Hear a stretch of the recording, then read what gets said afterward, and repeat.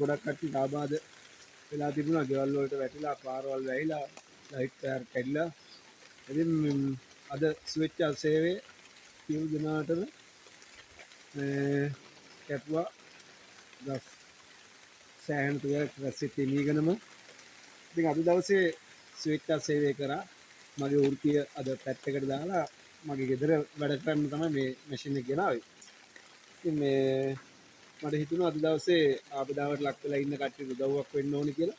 ඒ නිසා මම Facebook එකේ පෝස්ට් එකක් දැම්මා. ඊට පස්සේ හැමෝම කරදරයටපත් වෙච්ච කට්ටිය කෝල් කරා. ඉතින් ඒගොල්ලන්ගේ ගෙදරටම ගිහිල්ලා 7-5ක මුදලක්වත් අය නොකර අතින් තෙල් ගහගෙන ඒගොල්ලන්ට සහාය වුණා. පාරවල් ගොඩක් අවීර වෙලා තිබුණා. ඉතින් නොච්චාගමාවට ගොඩාක් ගියා. උදේ ඉඳන් තෙමෙනවා. තාමත් තෙමෙනවා. තාමත් කෝල් එකක් දුන්නොත් යනවා. හැමෝම දන්න අය කෝල් කරා. හරි බොහොම ස්තුතියි. තව තැනක් තියෙනවා යන්න. ඒ ගෙදරට ලොකු දහක් වැටිලා තියෙනවා කිව්වා. ඒගොල්ලන්ට ඉන්න විදියක් නැහැ තෙමෙනවා කියලා. ඒගොල්ලන් කපලා දෙන්න කිව්වා. දැන් ඒක තමයි යන්නේ. ඉතින් අද විතරයි. බොහොම ස්තුතියි.